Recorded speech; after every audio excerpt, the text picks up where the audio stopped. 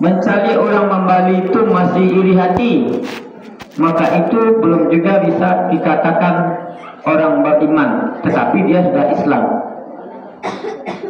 Nah, coba kita kaji diri kita. Lah sampai di mana keimanan awak? Kalau bisa yang mengukur keimanan awak itu adalah kita sendiri. Awak yang tahu basobaa jalan awak kok. Awak jalan awak kok jalanan salah atau yang betul. Selagi umur masih ada, kita yang akan mengukur sampai di mana amal ibadah keimanan kita tuh. Soalnya kalau Tuhan yang mengukur, tidak ada lagi cerita untuk bertobat. Kalau Tuhan yang mengukur, yang memanggil awak, tidak ada cerita lagi. Tidak akan diperlihatkan lagi. Di sana akan tinggal azab lagi. Kita akan mempertanggungjawabkan perbuatan kita lagi kalau sudah Tuhan yang mengukur kesalahan awak. Kalau malaikat yang mencatat, berarti tidak ada lagi. Tetapi selagi kita masih berumur 20 tahun, 30 tahun, 60 tahun, sampai 80 tahun yang masih ada di sini, Bapak Ibu-Ibu, masih tahu kesalahan-kesalahan awak yang dulu, mari kita perbaiki. Karena masih ada kesempatan untuk kita untuk bertobat. Kita yang tahu, orang lain tidak akan tahu dosa kita. Sebelum Tuhan yang nanti menghitung di akhirat, mari kita hitung-hitung. Sehari itu awak barangkali ibadah yang awak lakukan. Sembahyang awak itu barangkali awak tinggalkan. Sembahyang awak itu barangkali awak terlambatkan. Dalam sehari dari subuh tadi sampai hari kau barangkali awak menyakiti hati orang lain. Coba kita ukur. Karena nanti ketika datang nanti panggilan Tuhan itu tidak akan ada lagi jalan. Sudah berapa hari, sudah berapa lama kesombongan yang ada dalam diri awak? Pada bulan puasa itu yang membatalkan puasa itu hanya makan dan minum dengan disengaja, berhubungan suami istri. Selain dari itu dia tidak membatalkan. Oh, bagunjing awak tidak batal puasa loh. Tetapi dia merusak amal ibadah. Oh, bersumpah palsu awak tidak batal ibadah puasa, tetapi dia merusak amal ibadah. Nah, kalau amal ibadah kita rusak, untuk apa kita berpuasa menahan haus dari sahur sampai dengan berbuka? Tidak ada artinya. Tidak akan ada artinya kita berpuasa kalau mulut awak jago. Kalau hati kita yang sekecil itu tidak bisa kita itu. Hati kita yang keras, hati itu kareh Bapak Ibu. Makanya waktu kita ke Makkah tuh, orang kan mencium Hajarul Aswad tuh. Pak pulang umroh petang Pak no. Aku no simbol dari mencium Hajarul Aswad itu. Mana batu yang dicium-cium kan itu sebenarnya. Di situ adalah melambangkan bahwa sekeras apapun batu masih bisa dilunakkan oleh air. Sekeras apapun batu masih bisa dilunakkan dengan benda. Tetapi kalau hati yang sudah keras, tidak akan bisa dilunakkan dengan apa-apa. Jadi mulai hari ini, mari kita periksa hati kita masing-masing. Pareso hati awak, nang karya-karya ngok. Karena sumber penyakit itu dari hati rata-rata. Orang yang biasanya keras kepala, suka melawan, biasanya cocok karena diabetes. Karena pankreas itu bekerja ketika dia emosi. Orang yang diabetes biasanya dia keras kepala tuh aja. Yang kedua, orang yang emosian, hatinya yang emosi, biasanya dia akan hipertensi. Hatinya yang ibu-ibu ibu hati sadia aja tinggal di orang gaibnya sadia, ada masalah dari keteknya sadia. Itu akan berakibat nanti ke leukemia, kanker darah. Semuanya berasal dari hati. Makanya hati yang sekecil itu, hati yang seonggok daging itu yang perlu pelihara. Ketika hati itu kata pelihara, dia akan mengiring semuanya. Dia akan mengiring lidah kita untuk tidak bermacam-macam. Dia untuk tidak mengiring mata kita untuk melihat yang aneh-aneh. Dia akan mengiring kaki kita melangkah kepada sesuatu yang dilarang oleh Tuhan. Jadi kembali saya sampaikan, mari perbaiki ibadah. Karena kalau hanya untuk dunia, kita sudah bisa prediksi. Tahun besok ambo ke sawah, 3 bulan ambo dapat PT segituan. Anak ambo kerja gaji 5 juta, setahun dapat PT segituan. Pengeluarannya segitu. Dunia bisa kita tebak, tapi akhirat pada hari ini kita tidak bisa tebak. Akhirat tidak akan bisa kita tebak kalau tidak dengan ibadah kita. Tapi kalau untuk dunia kita bisa tebak kok. Anak ambo tamat SMA gini besok kuliahnya karajo di kantor lurah, gajinya 2.500.000, 2.500.000 habis 1 juta tinggal 1.500.000 bisa beli rumah. Kita bisa tebak kehidupan kita di dunia. Tetapi untuk kehidupan kita di akhirat kita tidak bisa menebak. Kita merasa suci bersih belum tentu. Kita merasa alim belum tentu akan masuk surga. Si anu itu pendosa belum tentu dia akan masuk neraka. Karena Tuhan itu menyayangi seorang pendosa yang bertobat daripada orang alim yang sok dengan kealimannya. Biarlah penuh dosa, tidak apa-apa. Karena pintu tobat ada. Tuhan akan mengampuni dosa tobat siapapun dan sebesar apapun yang lakukan kecuali dia mati dalam keadaan syirik. Tapi kalau dia pernah syirik, ditobat diampuni. Setelah itu kita tidak syirik lagi. Kita percaya kepada selain dari Tuhan bisa diampuni. Maka bapak-bapak, ibu-ibu, termasuk ambo sendiri, kita tidak ada yang tidak punya dosa. Kita terlahir dari Nabi Adam, dibuang ke dunia ini karena Nabi Adam menghindari pantangan dan larangan dari Allah. Maka oleh sebab itu kita manusia berdosa, mari kita bertobat. Kita pernah sombong, mari kita tidak sombong lagi. Nah, tidak ada gunanya sombong. Apa yang mau kita sombongkan di atas dunia ini? Kita punya pangkat 5 tahun habis. Kita Pak Desa 8 tahun selesai, nggak bisa pulang kalau anda elok. Kalau elok ujung ada sapu masih ulang. Kita di wali kota 5 tahun tidak ada PT, tidak bisa pulang. Mau apa ya?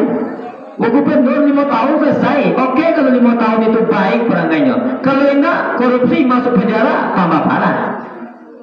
Oh, kita punya harta, punya mobil, kecelakaan habis. Apa yang mau kita banggakan? Silakan kita cari harta, silakan cari kekayaan, silakan kita pakai baju dokter, mau jadi dokter, silakan mau jadi PNS, boleh silakan. Silakan mau jadi polisi, jadi sarjana hukum, silakan. Tetapi mati pada suatu hari, ketika kita meninggal dunia, sekampung akan mencari baju, yaitunya kain kafan yang tidak ada sakunya. Orang tidak akan tanya lagi, mana baju polisi tadi, mana baju jaksa tadi, mana baju yang di Bali di mall luar negeri sebanyak-banyak itu mana? Tidak akan ditanya. Yang akan ditanya nanti adalah siapa yang membawa kain kafan. Sependek itu umur kita. Tapi sampai sekarang masih ada orang yang tidak percaya akhirat itu ada. Ini luar biasa. Entah ayo atau akhirat itu entah indah. Nah, itu yang lebih parah. Masih ada yang mempercayai entah atau akhirat atau indah. Itu lebih parah. Sehingga apa yang terjadi ketika dia percaya, dia tidak akan pernah ibadah. Jadi orang beriman itu dia akan meminta tolong kepada Tuhan dan akan meramaikan rumah Tuhan. Masjid. Orang beriman itu dia ke masjid. Karena tempat ternyaman di dunia itu adalah masjid.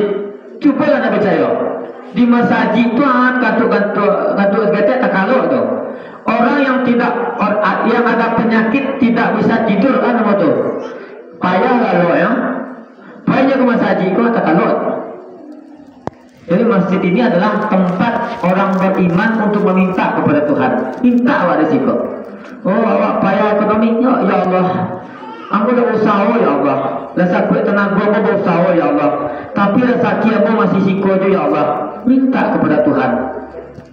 Oh ya Allah, aku pada mana kini ya Allah anak aku ke kuliah. Insya Allah akan dipermudah oleh Tuhan. Mungkin tidak seberapa uang yang kita dapatkan, tetapi solusi dari Tuhan yang akan kita dapatkan. Tuhan memang tidak langsung memberikan. Kecil Tuhan ketika malaikat kepada malaikat ketika orang kafir berdoa aja baca. Ada orang kafir berdoa aja saja baca Tuhan. Dia hanya kayu. Tetapi ketika orang beriman yang berdoa baca Tuhan. Tunda Ambo ingin mendengar tangisannya meminta kepada Ambo. Jadi ketika ada orang Cina, orang Kristen kayo-kayo, Tuhan berikan. Makanya itu Ar-Rahman Rahim, Bismillahirrahmanirrahim. Allah memberikan kasih sayang. Apa itu kasih sayang? Kasihnya diberikan oleh Allah kasadoalah orang. Maunya orang kafir, maunya orang kafir, maunya orang Islam, maunya orang pendosa, kasih sayang, kasih Allah diberikan. Karena aja anak dapat maunya bersembahyang tetap makan, maunya tunggang-tunggi sembahyang tetap juga makan. Tetapi sayang Allah hanya diberikan kepada orang beriman. Nah, kaji diri awak. Sudahkah kita masuk ke golongan orang yang beriman itu? Ma yang barek rasa timbangan dosa wak pada timbangan pahala wak. Ma yang labarakali wak rasanya menyakiti hati orang lain. Tuh, jadi puasa itu selanjutnya adalah dia sudah ada sejak sebelum Nabi Muhammad. Jadi nabi-nabi itu dia juga berpuasa. Bahkan ada nabi itu yang berpuasa sehari puasa, sehari tidak. Sehari puasa, sehari tidak. Seperti itulah nabi. Itu yang pertama. Besok keistimewaan bulan puasa, bulan Ramadan itu ada perintah puasa sebulan penuh yang tidak terjadi di bulan-bulan yang lain. Makanya yang malake pada bulan puasa itu apa? Sembahyang tarawih. Jangan sampai sembahyang tarawih awak tinggal. Karena sembahyang tarawih tak bisa dikerajuan di bulan lain, no. Hanya bisa dikerajuan di bulan Ramadan. Selanjutnya, kenapa bulan Ramadan itu istimewa pada bulan lain? Karena pada bulan Ramadan itu nanti juga Al-Quran diturunkan. Tadi pengurus bisik-bisik tanggal 27 itu asiko ya. Nah, itu malam nuzul Quran, benar? Nah, malam nuzul Quran, malam turunnya Al-Quran. Al-Quran itu makoditur mana? Kitab-kitab banyak, ada Al-Quran, Injil, Zabur, macam-macam. Tapi Al-Quran ini adalah pedoman hidup dan kehidupan. Langkah tasasek ada dalam Al-Quran. Sakit datang ada dalam Al-Quran. Sehingga yang mempelajari betul-betul ini Al-Quran pada hari ini bukan lagi orang Islam. Tetapi yang mempelajari, meneliti Al-Quran ini adalah orang kafir yang mengambil di dalam Al-Quran itu ilmunya. Peneliti Jepang terakhir membaca, ia menemukan di dalam puasa itu ada sel-sel yang membunuh manusia itu bisa hilang karena puasa. Nah, dalam Al-Quran di situ, Al-Quran asyifa. Al-Quran itu adalah obat. Kalau kita masih berpegang pada dua Al-Quran dan hadis ini, insya Allah akan tasasek di jalannya. Kalau tasasek, balik. Jadi lanjut perjalanan. Kita tersesat, awak ke Jakarta, tiba di situ, jangan lanjutkan perjalanan. Turun dan kembali kepada setelan awal. Tidak, Al-Quran ini ada di situ. Bagaimana awak berperilaku sehari-hari, kita baca Al-Quran ini, ada. Satu huruf kita baca Al-Quran ini, kita mendapat berapa kebaikannya, Bu? Kalau bulan puasa 10. Bahkan kalau kita khatam Al-Quran, ada di situ. Belum lagi amalan-amalan tentang pergaulan kita sehari-hari. Bagaimana bapak-bapak, ibu-ibu cara berjilbab, cara bersosialisasi, mengajarkan tentang bagaimana kita seorang pemimpin itu bagaimana. Ada kalau kita gali di sini. Pemimpin itu seperti apa? Apakah dia dilayani atau melayani? Ada di dalam Al-Quran. Makanya di Minangkabau itu ada adat bahasa di Sarak bahasa di Kitabullah. Nah, orang Minang kan harus memegang teguh Al-Quran kan. Tapi kalau orang Minang sendiri yang tidak mau membaca dan mempraktekkan Al-Quran, kacau aja dia. Makanya praktekkan Al-Quran ini dalam kehidupan sehari-hari, baik dalam kehidupan kita beragama, hubungan dengan Tuhan, maupun dalam kehidupan kita sesama manusia. Di Minangkabau, anak kemanakan ayah dan bapak. Jangan sampai kita saling bermusuh-musuhan. Kalau memang kita ada bahasa di sarak sandi kita pula. Ya, makanya pantun-pantun lama tu masih mau pakai seperti nikah lu apa. Kalau paku kacang balimbiang ambil tempurung lenggang-lenggokkan gitu dah. Anak di pangku kemenakan dibimbing orang sekampung pertinggalkan. Ingat negari kabinaso. Itu orang-orangnya dulu pada Al-Quran dia. Tapi kalau jauh dari Al-Quran, sepatu tadi putar-putar balik ya. Kalau paku kacang balimbiang tempurung lenggang-lenggokkan. Anak ditenju kemenakan tempel yang orang sekampung bantu-bantuan. Itu terjadi gini. Kenapa? Karena Al-Quran itu sudah jauh dari kita. Nah kalau ada seperti itu, balik lagi kita pada Al-Quran, insya Allah kampung awak kok menjadi kampung yang nyaman lagi. Karena tak baca itu di Solunto, ambo kecian di daerah di kota itu, ambo tinggal di tak baca. Karena tak baca itu masih menganut agamisnya masih tinggi. Itu yang saya sampaikan waktu bersobok-sobok di kawan-kawan di Padang segala macam. Nanti datang tak baca itu. Kami masih ada menganut ketika ada isu-isu yang tidak baik di kampung itu, harimau masuk Allah saja.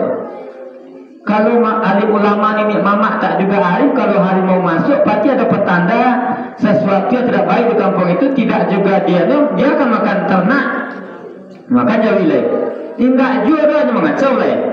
Nah ini udah bagi orang dulu, bagi orang Minangkabau ini ada, tapi tidak tahu kini masih apa pegang. Jadi untuk di kota Solunto, kalau tak baca aku masih dipandang orang bahwa agamis dan adatnya masih tinggi, gitu. Masih tinggi. Kenapa? Karena masih itu. Tapi hari ini kita lihat generasi-generasi muda kan nampak siapa yang akan melanjutkan itu. Siapa yang jadi mama nanti? Siapa yang jadi alim ulama nanti? Tidak ada, karena baca lihat di Jikosen ada gini. Nah kalau itu hal sampai habis, ya kita akan sama, kita tidak akan punya ciri khas lagi. Makanya kajian tak baca itu dia punya ciri khas, dia kampung terpencil, tetapi dia masih agamanya masih kuat, adat istiadatnya masih rancak, dan belum terkoordinasi dengan adat-adat lain ke barat-baratan. Gitu. Itu yang kedua. Yang ketiga, pada bulan Ramadan itu ada malam, mungkin berapa malam nih? Tepek malam Lailatul Qadar. Malam yang lebih baik dari 1000 bulan. Seolah apa yang kita minta pada malam itu dikabulkan oleh Tuhan. Makanya pada malam-malam terakhir itu orang banyak di masjid berdiam diri. Kalau Pak Gubernur tuh kalau tiup paisap hari Ramadan itu, ini lalu di masjid, tidak mau di hotel lah. Jadi bingung kadang tim-tim pengawalan tuh. Tepat soal ada masjid kami. Karena memang boleh begitu. Setiap kebenaran, kalau sampai Ramadan lalu masjid dan tidak tidur. Jadi memang Nabi Muhammad itu dulu kurang tidur, banyak berzikir. Kalau awak ini sedang macam masa mau dekwa, itu kita. Jadi pada akhir-akhir apa ini kita cari malam Lailatul Qadar itu. Itu mungkin 3, mungkin banyak lagi, cuman karena waktu kita mau MTQ juga. Pesan dari kita untuk diri saya sendiri dan lain, anggap ini adalah bulan Ramadan kita yang terakhir. Mungkin siap rayoko awak dipanggil oleh Tuhan mawa tahu. Anggap ini adalah bulan Ramadan kita yang terakhir. Tahun depan kita tidak dapat lagi bulan Ramadan karena Tuhan telah dulu memanggil kita. Jadi masih ada waktu sekitar 7 malam lagi, masih kita berlomba-lomba. Kue itu biasalah, beko bisa kue itu di Bali atau di Pangan tuh. Yang sampai gara-gara buat kue awak tak mau saji. Dan ini akhir-akhirnya nih, akhir-akhir Ramadan.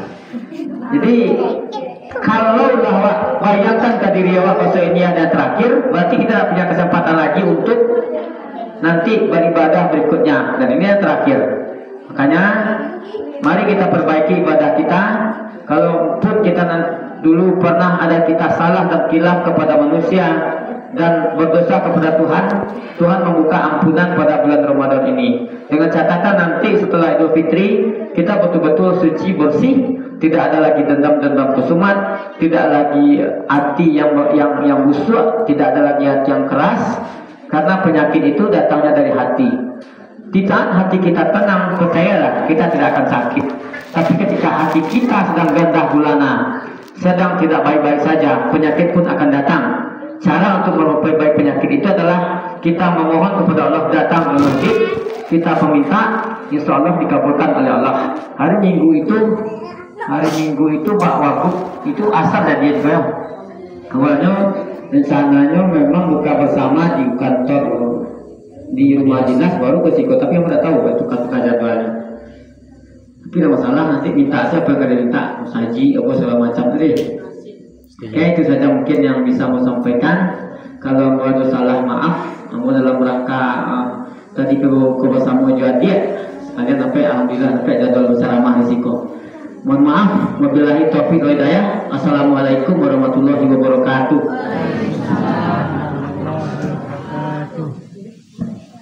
Bu ya.